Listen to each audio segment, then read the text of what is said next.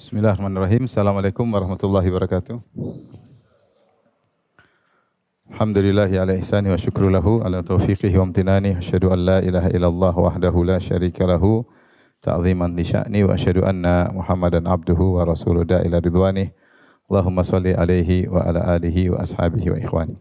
Kita lanjutkan dari perkataan Al-Imam Abu Ja'far At-Tahawi rahimahullahu taala. Beliau berkata, wa naqul inna Allah attakhadha Ibrahima khalila. Dan sungguhnya Allah Subhanahu wa taala telah menjadikan Ibrahim sebagai kekasihnya. Wa kallama Allahu Musa taklima. Dan Allah telah berbicara dengan Nabi Musa dengan pembicaraan yang sebenar-benarnya.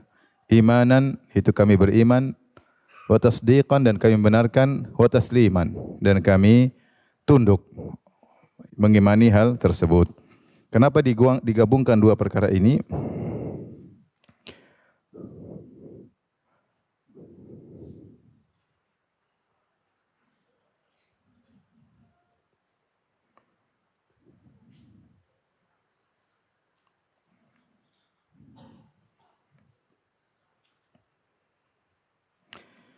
Wallahu a'lam bishawab, sebagaimana diisyaratkan oleh Al-Izz Ibn Abil Is Al-Hanafi rahimahullahu taala, ya, bahwasanya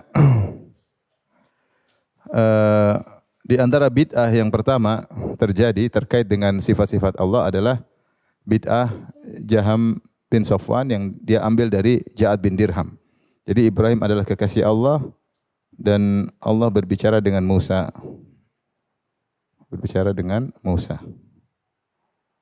Yaitu wallahu alam, Imam Abu Ja'far At-Tahawi menggabungkan keduanya karena bid'ah sifat yang pertama kali disebutkan oleh siapa? Oleh Ja'ad bin Dirham.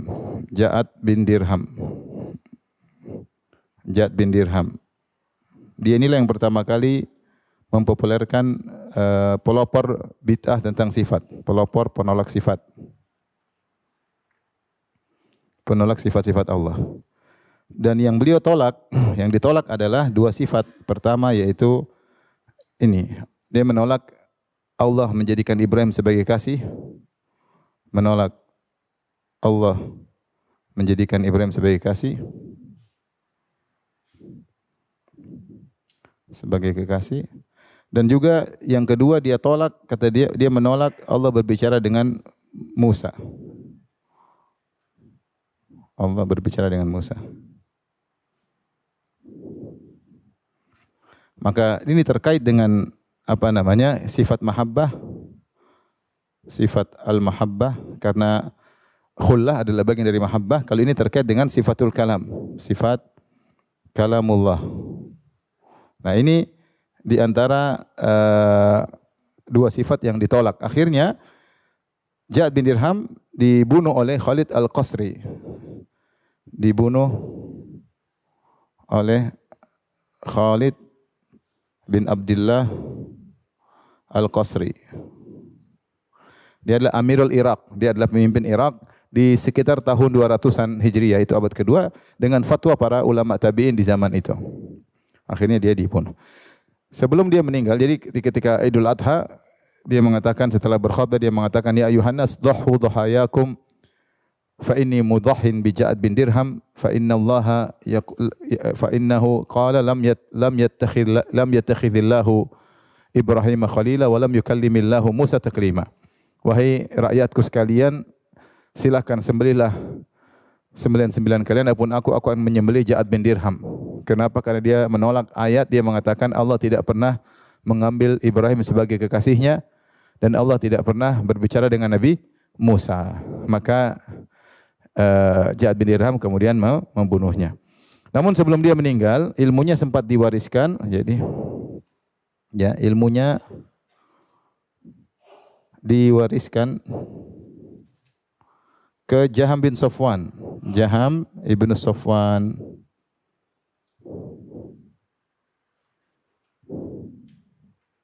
Yang kemudian dikenal dengan kelompok Al-Jahmiyah.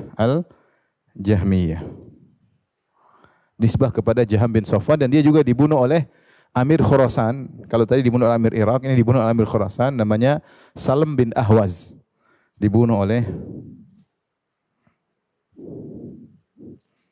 Salm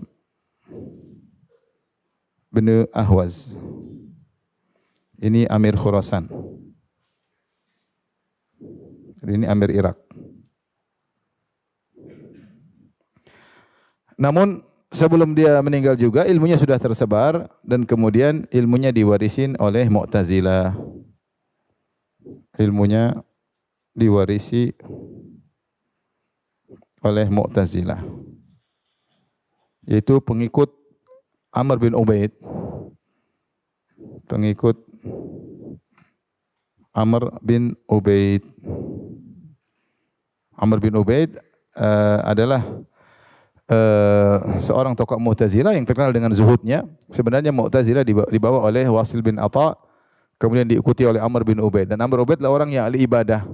Dia orang ahli ibadah, zuhud. Kalau dipanggil oleh penguasa dia tidak pernah menerima hadiah, tidak pernah meminta harta kepada penguasa, berbeda dengan sebagian ulama yang ada di zaman tersebut, sehingga orang semua condong kepada dia. Dari pintu inilah bid'ah Mu'tazilah laris, karena pelopornya orang yang zuhud. Karena pelopornya orang yang zuhud, terkenal suka menangis, dan dia perawi hadis, dia juga perawi hadis. Kemudian akhirnya awalnya bid'ahnya terkait dengan asma wal ahkam, tentang hukum seorang pelaku dosa besar. Ini awal muncul Mu'tazilah, kemudian lama-lama terkena filsafat dan akhirnya mengambil ilmu dari pengikut Jahm bin Safwan, sehingga akhirnya muncullah firqah Mu'tazilah. Mu'tazilah inilah yang heboh dibantah oleh para ulama seperti Imam Ahmad. Ya. Di zaman Imam Ahmad muncul tokoh-tokoh Mu'tazilah yang mereka berpemahaman dengan pemahaman Jahm bin Safwan. Ya, jadi Mu'tazilah, Jahmiyah sama saja dalam masalah sifat. Muncullah seperti Ahmad bin Abi Duat, kemudian Bishr al-Marrisi, ya, dan seterusnya. Ini tokoh-tokoh Mu'tazilah. Asal muasalnya karena menolak dua sifat ini. Sifat al-mahabbah, kata tidak mungkin Allah mencintai, dan tidak mungkin Allah berbicara dengan suara yang didengar oleh Nabi Musa. Ya. Kenapa? Sifat mahabbah. Kata mereka tidak mungkin Allah mencintai.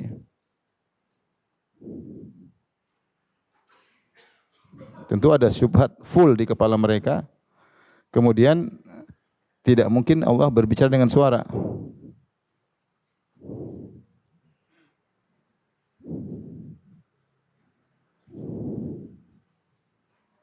Ya, tidak mungkin Allah bicara dengan suara. Tidak mungkin Allah berbicara dengan suara, memiliki sifat bicara dengan suara. Tapi ini asal muasal munculnya bid'ah, makanya wallahu alam Imam Abu Ja'far At-Tahawi menggabungkan kedua ini, dia mengatakan wa naqul, kami berkata innallaha takhadha Ibrahim khalila. Kami berkata, kami yakin Allah menjadikan Ibrahim sebagai kekasihnya. Dan wa kallamallahu Musa taklima, dan Allah berbicara dengan Musa dengan sebenar-benarnya. Kami beriman, kami membenarkan dan kami pasrah. Enggak mau dengar-dengar syubhat, enggak mau pakai logika, pokoknya kami terima. Kami terima, enggak mau takwil-takwil, kami terima. Pokoknya seperti itu. Tapi sekarang kita bahas pada poin pertama, yaitu tentang Ibrahim adalah kekasih Allah. Yang kedua kita akan bahas adalah Musa berbicara dengan Allah Subhanahu wa taala. Paham sampai sini? Tapi yang pertama terkait dengan firman Allah wattakhadallahu Ibrahim khalila. Allah berfirman,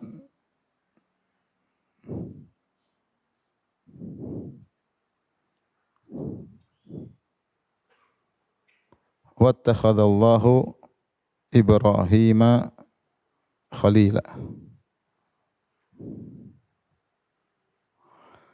Wattakhadallahu Ibrahim khalila. Ini dalam surat An-Nisa ayat 125. Ya. Kalau bahasa terjemahkan, Allah menjadikan Ibrahim sebagai apa? Kekasihnya. Allah menjadikan Ibrahim sebagai kekasihnya. Baik. Berarti yang melakukan aktivitas siapa? Allah atau Ibrahim? Allah yang menjadikan. Jadi Allah yang menjadikan. Jadi aktivitas perbuatan dari Allah. Al-fi'lu minallah, perbuatan dari Allah. Atau aktivitas. dari Allah. Dan tentunya dijadikan sebagai kekasih.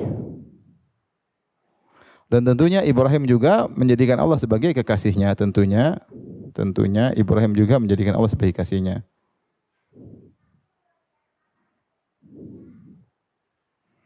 Menjadikan Allah sebagai kasihnya.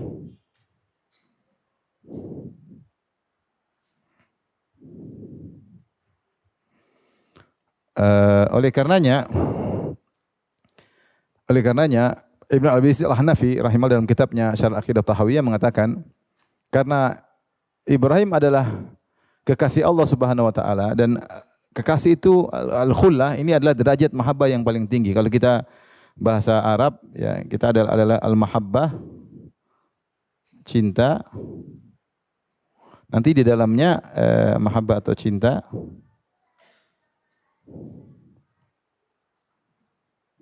kalau ini himpunan, maka di dalamnya ada al-khullah. Al-khullah. Itu dia derajat cinta yang paling tinggi. Derajat cinta yang paling tinggi. Derajat cinta yang paling tinggi. Ada yang mengatakan karena yatakhallal, karena cinta yang sudah merasuk dalam seluruh jasad, ya. Seperti dikatakan oleh penyair, qad takhallalat maslakar ruhi minni walidha summiyal khalilu khalila. Ya, bahwasanya jalan ruh telah masuk dalam seluruh ragaku, maka dikatakanlah kekasih dengan nama Khalil. Yaitu cinta yang benar-benar sudah merasuk dan dia adalah derajat paling tinggi daripada al-mahabbah. Karenanya Allah mencintai banyak, tetapi yang dijadikan Khalil cuma 2. Yang dicintai oleh Allah banyak, ya.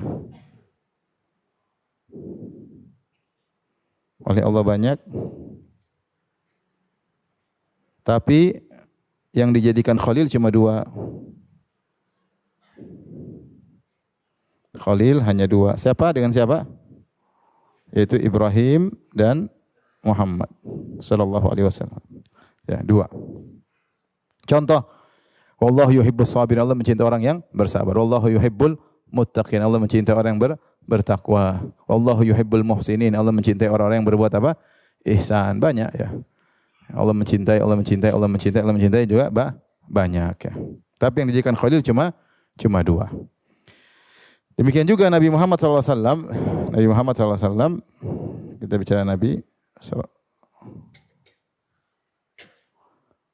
Rasulullah SAW juga kekasih Allah.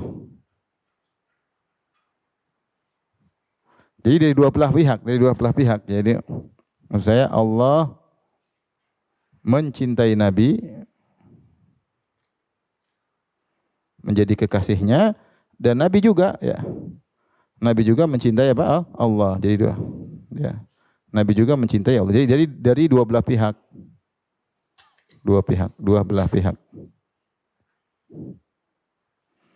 Kenapa saya katakan demikian? Karena sebagian masalah cinta ada yang menolak Allah mencintai, tapi cuma satu pihak, katanya Nabi yang mencintai. Adapun Allah tidak mencintai. Ya. Ada yang menolak dua-duanya. Allah tidak bisa dicintai dan Allah juga tidak mencintai. Yang benar Allah bisa mencintai dan Allah juga bisa dicintai. Makanya dalam hadis Rasulullah SAW dia mengatakan, "Lau kuntu muttakhidhan min ahli al-ardi khalila latakhadhtu Abu Bakrin khalila.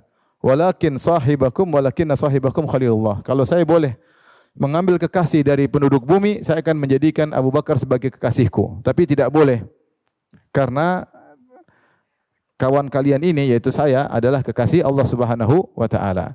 Padahal Nabi mencintai banyak orang. Nabi mencintai tapi derajat mahabbah. Tapi derajat Khalil cuma siapa? Cuma Allah Subhanahu wa taala. Rasulullah mencintai, ya, seperti saya katakan tadi, Rasulullah mencintai banyak orang. Nabi mahabbah mencintai banyak orang.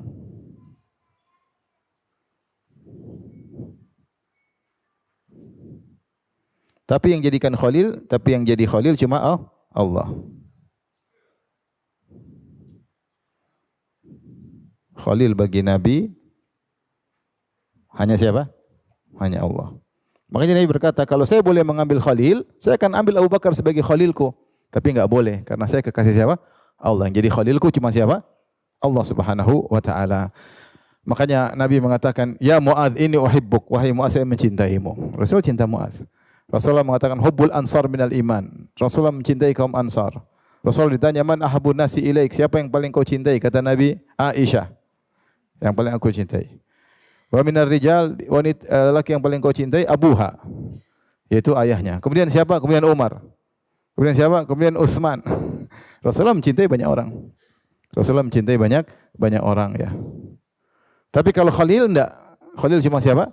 Allah. Bahkan Rasulullah tidak menjadikan Abu Bakar sebagai Khalil padahal Nabi mencintai Abu Bakar ya. Tetapi ketika untuk cinta derajat yang lebih tinggi enggak boleh.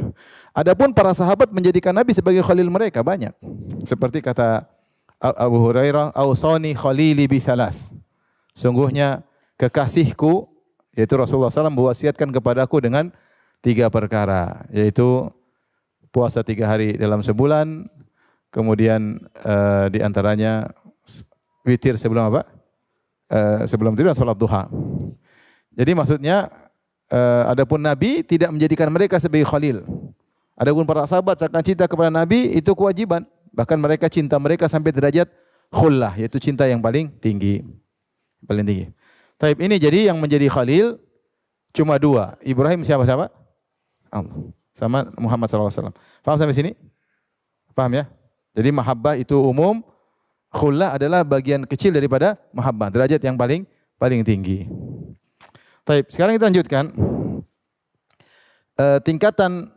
tingkatan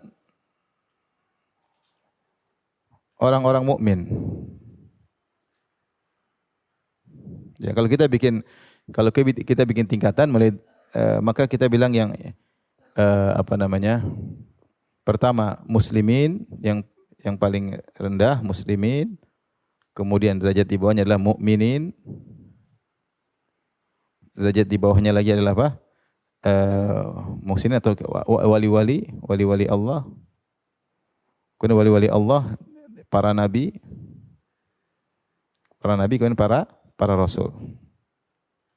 Ini kalau kita mau bikin himpunan, maka himpunan paling kecil yang paling irisan adalah para rasul. Maka para rasul, setiap para rasul pasti para nabi, tapi tidak semua nabi rasul, faham? Kemudian para nabi pasti wali-wali Allah, tapi tidak semua wali adalah nabi, faham? Kemudian wali-wali Allah pasti orang beriman, tapi tidak semua orang mukmin menjadi wali Allah. Dan orang beriman pasti orang muslim, tapi tidak semua orang muslim adalah mukmin. Seperti kata Nabi SAW, kata Allah, qalatil a'rabu amanna qul lam tu'minu walakin qulu aslamna. Berkata orang Arab Badui, kami beriman. Katakanlah kepada mereka, ya Muhammad, lam tu'minu, kalian belum beriman. Walakin qulu aslamna, katakan kami masih berislam, iman belum. Ketika Nabi memuji Amr bin Al-As, kata Nabi SAW, aslaman nas wa amana Amr bin Al-As. Orang-orang berislam, adapun Amr bin Al-As beriman. Menunjukkan derajat iman ya. Ada sahabat mengatakan saya beriman ya atau Islam. Dia seorang arahu mu'minan atau musliman. Mungkin dia beriman ya Rasulullah. Kata Rasulullah muslim, mungkin muslim. Belum tentu sampai derajat apa? Iman. Ini secara umum. Jadi kita katakan tidak semua muslim mukmin. Tapi kalau mukmin pasti apa? Muslim. Dan tidak semua mukmin adalah wali. Tapi setiap wali pasti apa? Mukmin. Dan tidak setiap wali adalah nabi, tapi setiap nabi pasti wali Allah dan seterusnya. Maka ini tingkatan. Baik, sekarang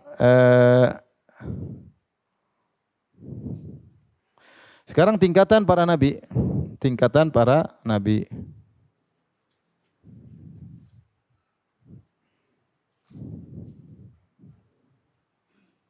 Maka kita bilang yang paling bawah adalah para nabi.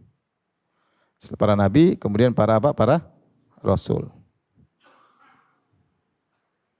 Para rasul. Di para rasul ada ulul azmi. Ulul azmi ada 5 orang. Setelah ulul azmi ada namanya apa? Khalilan, 2 kekasih Allah. Yang terakhirlah Rasulullah yang paling tinggi, Rasulullah. Baik. Kalau kita bilang maka Rasul yang paling tinggi, setelah itu dua kekasih. Setelah itu apa?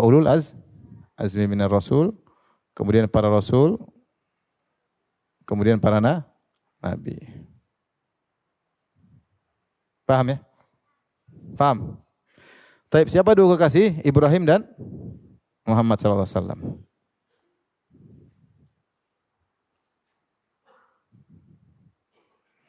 Ulul azmi siapa aja? Nuh alaihissalam, kemudian apa? Ibrahim. Kemudian Musa, Isa, Rasulullah dan Muhammad. Taib. Para ulama sepakat setelah di antara ulul azmi yang paling mulia adalah dua kekasih Allah, Ibrahim dan Muhammad. Tetapi sisanya yaitu Nuh, Musa, Isa mana yang lebih utama, maka ada khilaf di kalangan para ulama, namun tidak ada dalil spesifik, namun banyak ulama mengatakan urutannya yaitu Musa, Isa dan Nuh. Kata mereka yang paling mulia Musa, setelah itu baru apa? Isa, baru kemudian Nuh. Allah alam apa pertimbangannya? Mungkin karena Nabi Musa terlalu banyak sebutannya dan banyak pengikutnya dan diberikan Taurat dan banyak dalil tentang kemuliaannya. Nabi Isa juga spesial, baru tapi tidak ada dalilnya. Tidak ada dalil secara spesifik urutannya Musa, Isa, Nuh, tidak ada spesifik. Tapi kalau seperti ini sudah disepakati para nabi, di atas mereka para rasul yang himpunan lebih kecil lagi ulul azmi 5 orang, himpunan lebih kecil lagi khalilan, 2 kekasih yang kemudian terakhir Rasulullah sallallahu alaihi wasallam. Paham ya? Dari situ subhanallah perkataan indah dari Ibnu Abi Al-Hanafi, beliau berkata konsekuensi dari kekasih Allah sangat berat. Beliau menjelaskan ketika Ibrahim di masa penantian ingin punya anak, ketika dia keluar dari negerinya dia mengatakan Rabbi habli minas solihin. Ya Allah anugerahkanlah aku anak yang saleh. Ketika dia masih muda, sebagian dalam Al-Qur'an sami'na fatan yadhkuruhum yuqalu lahu Ibrahim. Kami dengar ada seorang pemuda yang mencela Tuhan-Tuhan kita, sembahan-sembahan kita, namanya Ibrahim. Fatan, muda, remaja, mungkin 20-an, ya, namanya Fatan sekitar gitu. Kemudian taruhlah Ibrahim umur 20-an. Kemudian dia baru dapat anak ketika usia 80 tahun. Berarti dia menanti punya anak sekitar 60 tahun. Ini penantian luar biasa ya. Dan kita tahu bagaimana kecintaan seorang terhadap anak. Ketika lahir Ismail, maka kecintaannya, hatinya terisi dengan cinta kepada anaknya. Maka Allah ingin memurnikan kembali kecintaannya kepada Allah Subhanahu wa taala, maka Allah suruh dia sembelih apa? Anaknya. Karena anaknya tadi mencuri sebagian atau mengambil sebagian dari ruang hatinya. Yang namanya khullah harusnya semua merasuk dalam apa? Tubuhnya. Sehingga Allah menguji dia dan ketika dia mendahulukan cinta kepada Allah, dia buktikan bahwasanya kekasihnya adalah Allah Subhanahu wa taala, maka dia ingin menyembelih putranya.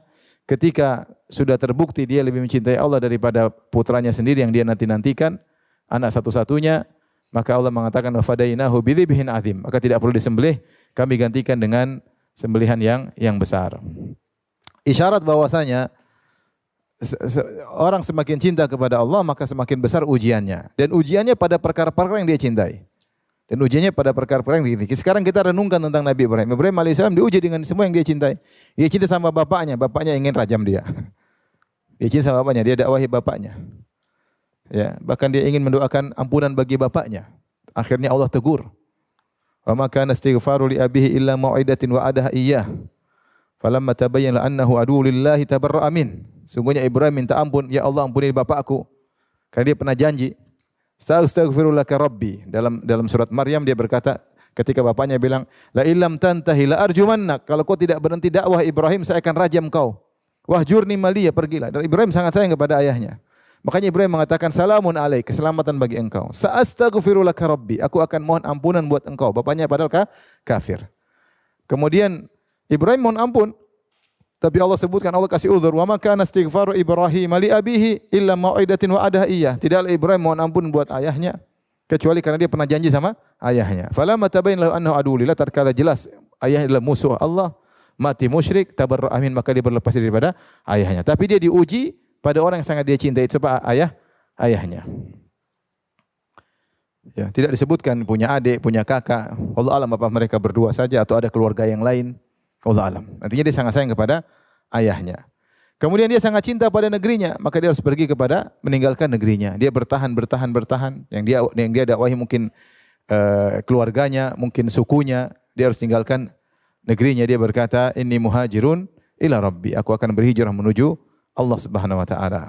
Maka dia dihijrahkan ke negeri Syam.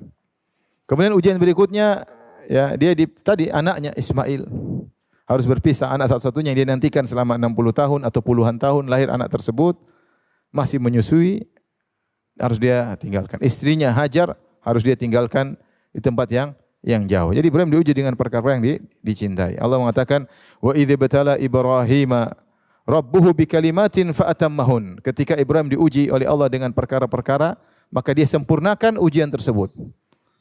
Makanya Allah mengatakan, "Inni ja'iluka lin-nasi imama." Aku akan jadikan engkau pemimpin dari manusia, karena dia berhasil mengalami ujian-ujian, melewati ujian-ujian Nabi Ibrahim alaihissalam, ya.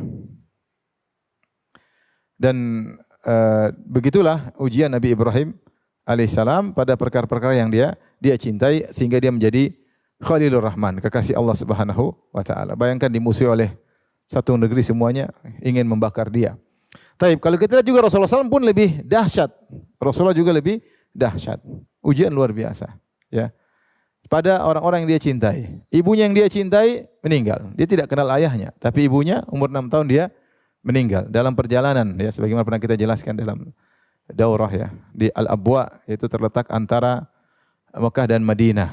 Tanpa keluarga di sana, tidak ada keluarga dari sisi bapaknya di Mekah, keluarga dari kakeknya di Madinah, akhwalnya, tapi di tengah-tengah antara Mekah dan Madinah, sehingga meninggal suatu tempat tanpa ada keluarga di sana.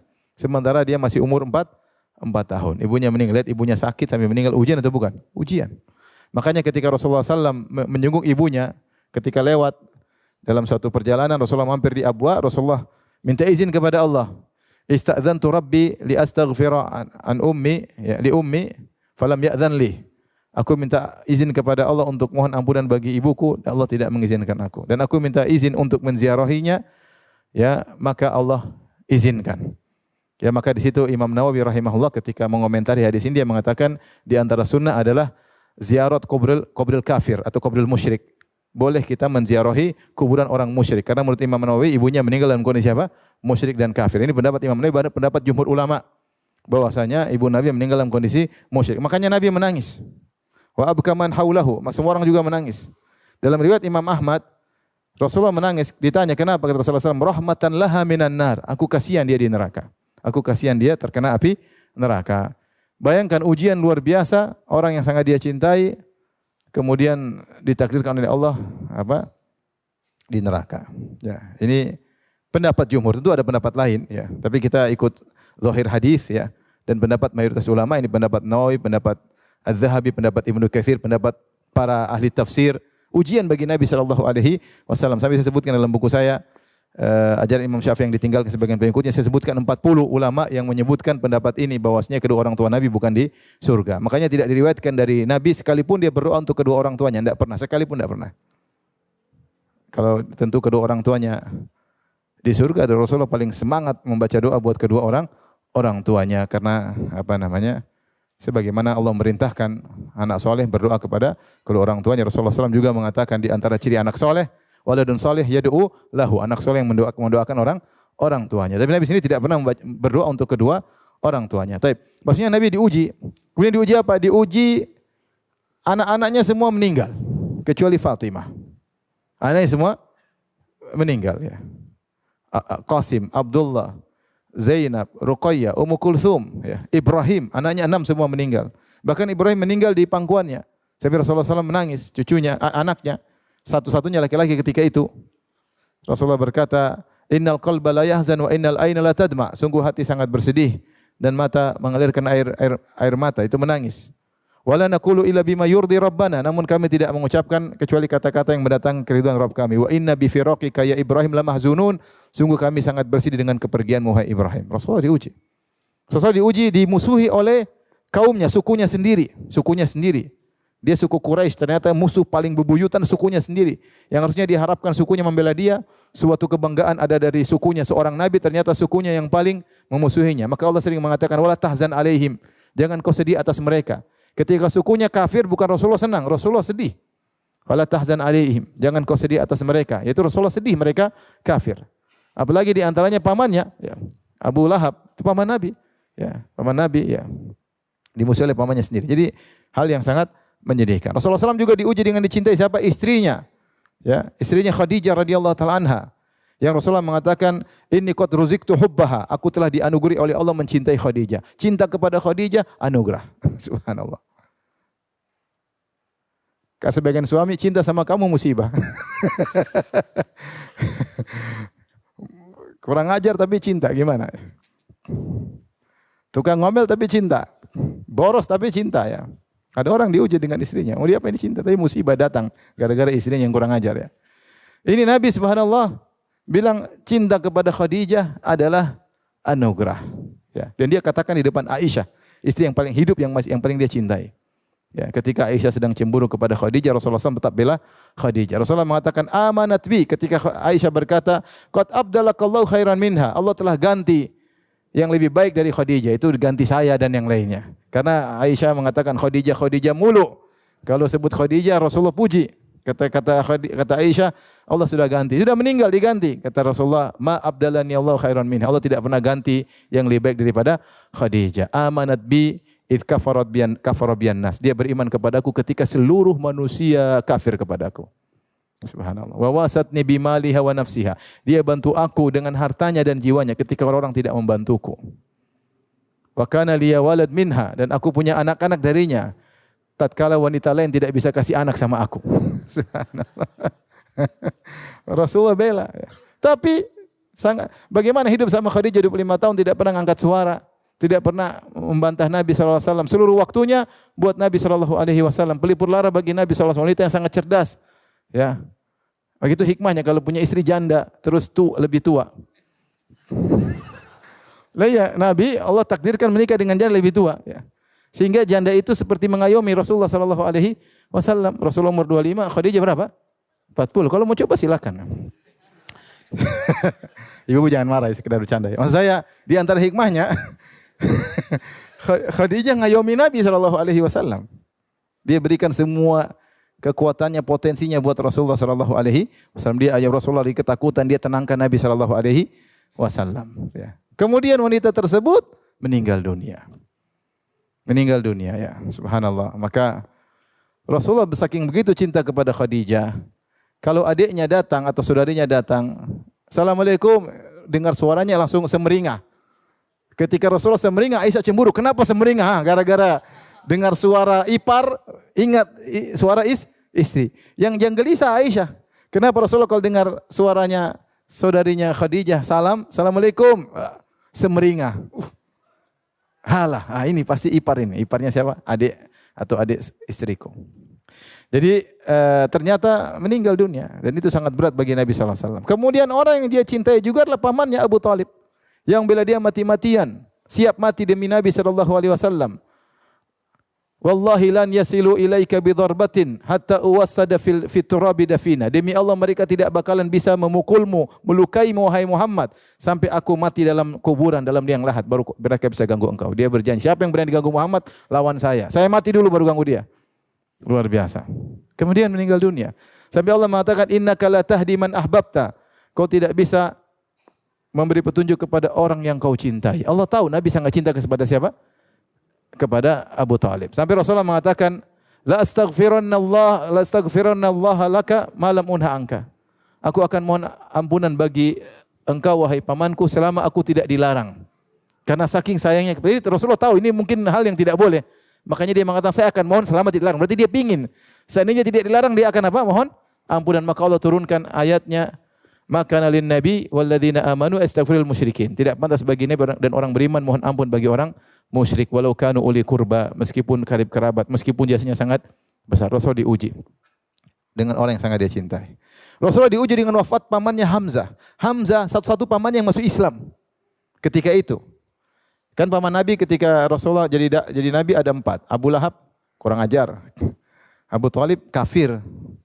Al-Abbas belum masuk Islam. Al-Abbas masuk Islam belakangan. Ketika sekitar tahun ke-7 atau 8 Hijriah menjelang Fatu Makkah. Hamzah masuk Islam di awal. Satu-satunya paman Nabi masuk Islam dan umurnya dekat dengan Nabi.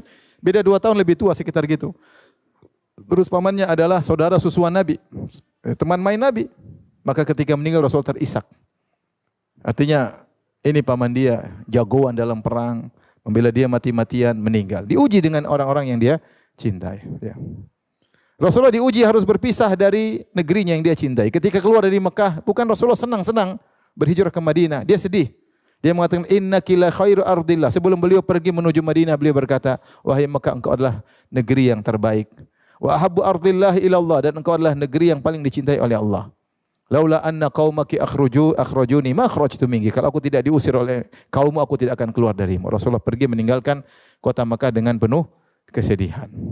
Ujian banyak sekali. Maksud saya ujian Nabi pada perkara-perkara yang dia cintai, ya. Sehingga dia mencapai derajat Khalilur Rahman, kekasih Allah Subhanahu wa taala. Makanya sunnatullah berlaku. Innallaha idza ahabba qauman ibtalahum. Sungguhnya kalau Allah mencintai suatu kaum, maka Allah akan mengujinya. Ya. Makanya lihat, saya pernah sampaikan, Nabi Yakub alaihissalam paling dicintai oleh Allah. Ketika itu dia diuji dengan orang yang paling dicintai, dipisahkan dari Nabi Yusuf alaihissalam. Subhanallah. Jadi kalau kita beriman, siap-siap diuji pada perkara yang kita cintai. Maka jangan terlalu cinta sama mobil. Beli mobil kegores, sakit hati. Ada yang gores mobil baru. Terlalu cinta sama mobil. Supaya kau jangan tergantung kepada mobil, ya. Baik, jadi ini terkait dengan Khalilur Rahman, kekasih Allah. Dan Nabi Ibrahim alaihissalam disebut Khalilur Rahman karena dia yang pertama sebelum Nabi Muhammad sallallahu alaihi wasallam. Dan tidak lain Nabi Muhammad adalah keturunan Nabi Ibrahim. Ibrahim yang pernah berdoa, ya wa ba'ath fihim rasulan minhum yatlu alaihim ayatika. Ketika sudah membangun Ka'bah, Ibrahim berdoa, ya Allah, utuslah pada keturunanku seorang rasul dari mereka yang akan bacakan ayatmu. Dan tidak ada rasul setelah Nabi Ibrahim, setelah Ismail kecuali siapa? Kecuali Muhammad sallallahu alaihi wasallam. Taib, Ibnu Al-Aziz Al-Hanafi rahimahullah menyebutkan tentang permasalahan. Tentu kita sepakat Nabi Muhammad lebih mulia daripada Nabi Ibrahim alaihissalam. Tetapi kenapa ketika bersolat kita mengatakan Allahumma sholli ala Muhammad wa ali Muhammad kama shallaita ala Ibrahim. Dan sebagian riwayat kama shallaita ala ali Ibrahim innaka Hamidum Majid. Kenapa salawat kepada Nabi sebagaimana salawat kepada Ibrahim? Ada 2 jawaban disebutkan oleh Ibnu Al-Aziz Al-Hanafi. Pertama, karena ala Ibrahim termasuk keluarga Ibrahim adalah Muhammad sallallahu alaihi wasallam, ya. Termasuk Nabi Muhammad sallallahu alaihi wasallam adalah keturunan Nabi Ibrahim alaihissalam, sehingga ketika kita mengatakan salawat kepada Ibrahim berarti juga maksudnya karena di situ ada nabi, ditinjau dari dalam keluarga Ibrahim ada nabi, sehingga keluarga tersebut mulia karena ada nabi di situ. Sehingga seakan-akan yang mengatakan salawat kepada aku sebagaimana engkau bersalawat kepada aku dan keluarga Ibrahim. Mana lebih afdal, Nabi sendiri atau Nabi bersama yang lain? Paham? Nabi bersama yang lain tentunya kan? Paham? Paham ya? Ya. Nabi sendiri, Nabi bilang ya salawat kepada aku sebagaimana engkau bersalawat kepada Nabi dan keluarga Ibrahim. Pendapat kedua ini juga kuat, bahwasanya ditinjau dari keluarga, maka keluarga Ibrahim lebih afdal daripada keluarga Muhammad sallallahu alaihi wasallam. Karena keturunan Nabi Ibrahim, seluruh nabi dari keluarga Ibrahim. Tidak ada nabi setelah Ibrahim kecuali semua dari keluarganya. Dari Bani Israel banyak sekali nabi-nabi, dan dari keturunan Ishak juga ada kebanyakan nabi dari Bani Israel. Dari Bani Israel itu keturunan apa ya? Yakub. Sebagian ada yang mengatakan sebagian nabi dari keturunan Isu. Jadi Ibrahim punya anak Ishak sama siapa? Ismail. Dari Ismail cuma satu, Nabi Muhammad sallallahu alaihi wasallam. Tidak ada keturunan Ismail para nabi, enggak ada. Ya. Dan keturunan Nabi Muhammad, keluar Nabi, tentu tidak ada nabi. Nabi terakhir siapa? Nabi Muhammad sallallahu alaihi wasallam. Ahlul Bait enggak ada yang nabi. Orang mulia banyak tapi tidak ada nabi. Tapi keturunan Ibrahim seluruhnya tidak ada nabi datang setelah Ibrahim kecuali keturunannya. Entah keturunan Yakub alaihissalam atau keturunan Isu, karena Ibrahim punya anak Ishak, Ishak punya anak 2. Isu dan Yakub. Isu yang paling tua, kemudian Yakub. Dari Yakub Bani Israel. Ada juga sebagian nabi yang keturunan katanya Isu. Ada yang mengatakan seperti Nabi Ayub atau nabi yang lain, saya lupa. Tapi intinya seluruh keluarga nabi-nabi berasal dari keluarga Ibrahim. Sehingga ditinjau dari Alul Bait, yaitu Alul Baitin Nabi, keluarga Nabi dengan keluarga Ibrahim, mana lebih mulia? Keluarga Ibrahim. Karena dalam keluarga Ibrahim banyak sekali nabi. Ini dua jawaban disebut oleh Ibn Abil Is Al-Hanafi rahimahullahu ta'ala. Tapi kita lanjut poin kedua tentang Musa. Wa kallamallahu Musa taklima. Ini paham?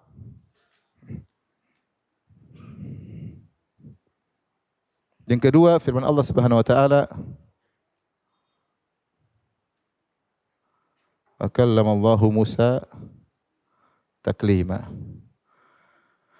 Sungguh Allah benar-benar berbicara dengan Musa. Sungguh Allah, di sini ada, ini namanya litakid ya.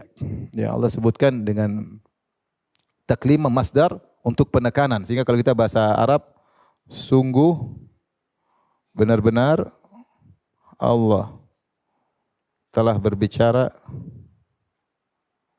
dengan Musa alaihissalam. Sungguh berbicara dengan Nabi Musa alaihissalam ya. Ini litaukid. Kalau ini majaz maka tidak perlu Allah katakan taklima. Ya. Taib. Ini adalah keistimewaan Musa. Musa dikenal alaihissalam,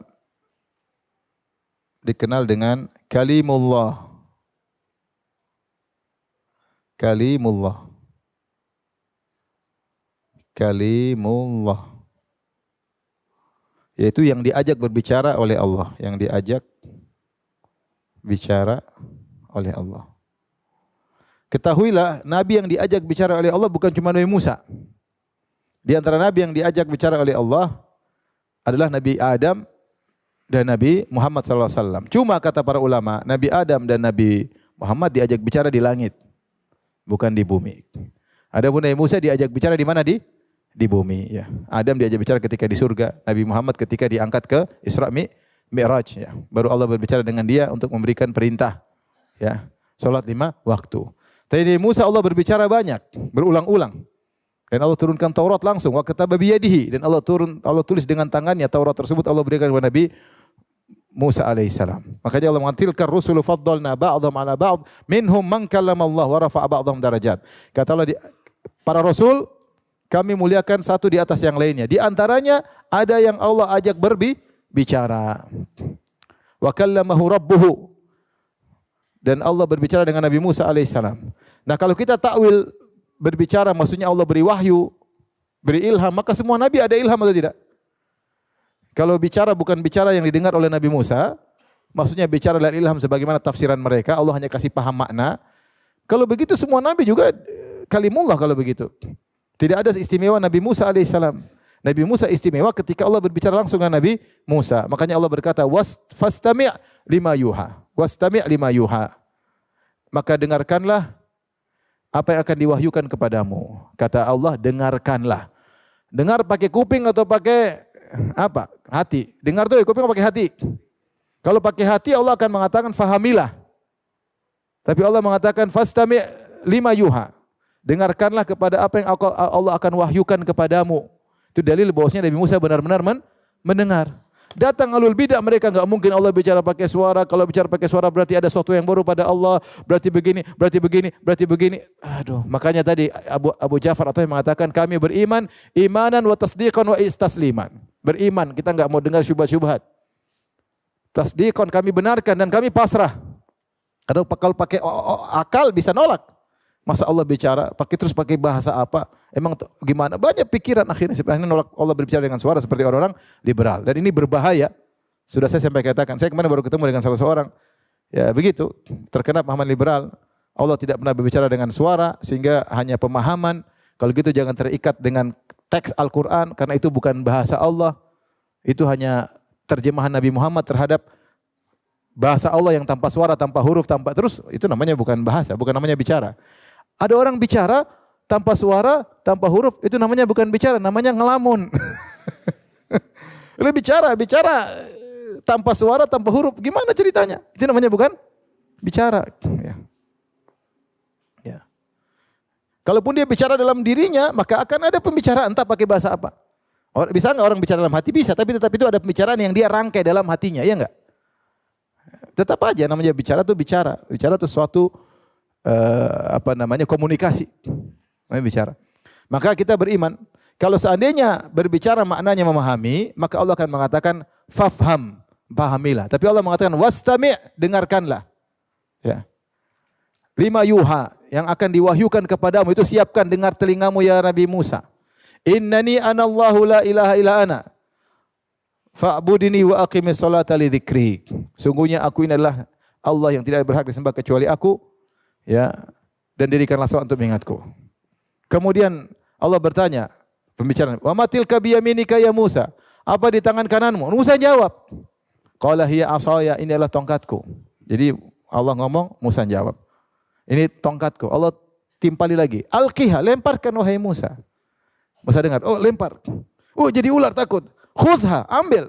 Jadi bukan pembicaraan satu topik selama dari azali dan abadi seperti gitu terus, itu ngomong kosong, itu enggak benar.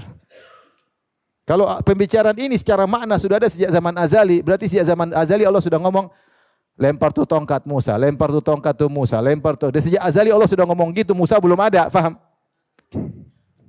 Kata mereka pembicaraan ini sudah ada sejak azali. Satu makna enggak masuk akal, sudah pernah kita bahas dalam masalah kalamullah.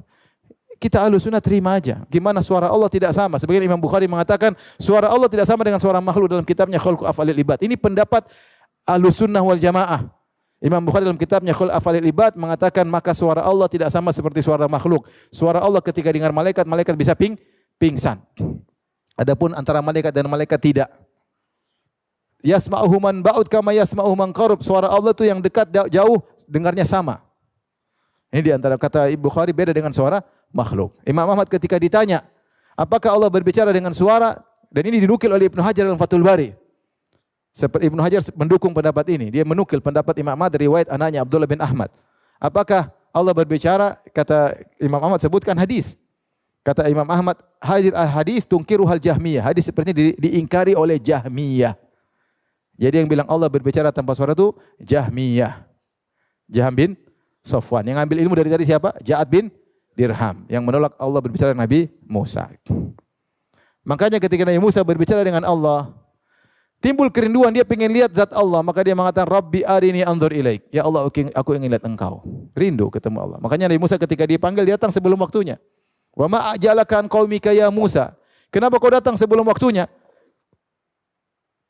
Kamu bagaimana? Hum ulai ala athari wa ajiltu ilaika rabbi litarda. Aku segera agar kau ridho ya Allah. Jadi waktunya sebelum waktu ini sudah datang. Saking rindu ingin ketemu siapa? Allah, ingin dengar Allah berbicara. Jangankan suara Allah ketika didengar, bahkan Nabi Muhammad SAW ketika diberi wahyu oleh malaikat Jibril, malaikat Jibril mentalkin, Iqra bismi rabbikal ladzi khalaq, khalaqal insana min alaq, Iqra wa rabbukal akram. Setelah itu Nabi rindu, ingin dengar lagi ayat-ayat tersebut. Padahal cuma nukil dari Allah Subhanahu wa taala. Karena ayat-ayat Allah adalah kebahagiaan. Bagi malaikat kalau menyampaikan langsung adalah Allah Subhanahu wa taala. Akhirnya Nabi Musa pingsan, tidak bisa lihat Allah. Kemudian Allah sadarkan Nabi Musa, maka untuk menghibur Nabi Musa karena dia tidak bisa lihat Allah, kata Allah, lantaran kau tidak bisa lihat aku. Lihat gunung, kalau gunung masih kokoh kok akan lihat, tapi gunung hancur. Nabi Musa pingsan, mati, dibangkitkan lagi, atau pingsan dihidupkan lagi, dibangkitkan lagi. Allah hibur dia, Allah mengatakan, ya Musa, inni istafaituka 'alan nasi birisalati wa bikalami. Wahai Musa, aku telah memilih engkau di kalangan manusia, aku pilih engkau dengan engkau sebagai rasul dan aku berbicara langsung dengan engkau. Udah, ini udah istimewa. Nabi-nabi lain enggak ada. Saya ajak ngomong di dunia. Engkau kalimullah. Makanya pada hari kiamat kelak Nabi Musa dikenal dengan kalimullah, orang yang diajak langsung berbicara oleh Allah ketika di dunia. Dan di antara sifat Tuhan adalah berbicara. Makanya ketika Nabi Musa mencela sesembahan, yaitu ketika Samiri menjadikan sapi dari emas dibikin patung sapi, maka Nabi Musa mengatakan, afala yarawna alla yarji'a ilaihim qawla. Atau kata Allah mengatakan, tidakkah mereka lihat bahwasanya sapi tersebut tidak bisa jawab omongan mereka. Tidak bisa jawab omongan mereka, ya. Jadi Nabi Musa alaihissalam atau Allah mencela sesembahan Samiri, di antaranya kata Allah dia bukan Tuhan, buktinya dia tidak bisa jawab perkataan kalian. Dia enggak bisa ngomong. Tidak bisa ngomong. Kalau dia bisa, itu bukti dia bukan Tuhan, karena di antara sifat Tuhan bisa berbicara. Makanya Allah mengatakan dia tidak bisa balas omongan kalian. La yukallimuhum wa la yahdihim sabila, tidak bisa ngomong. Tidak bisa menjawab perkataan mereka. Demikian juga ketika Ibrahim hancurin patung-patung, Ibrahim berkata kepada fas'aluhum in kanu yantiqun. Coba tanya sama Tuhan kalian bisa ngomong. Itu Tuhan enggak bisa ngomong. Tuhan enggak bisa ngomong, berarti di antara Tuhan bisa berbicara. Ini Tuhan enggak bisa ngomong, bukan Tuhan. Ya. Ya. Ala malakum la tantiqun. Kata Nabi Ibrahim, "Mana kenapa enggak ngomong?" Berarti bicara adalah salah satu ciri itu Tuhan. Bicara maksudnya bicara, komunikasi. Komunikasi ya. Sampai sini aja kajian kita. Wabillahi taufiq. Assalamualaikum warahmatullahi wabarakatuh.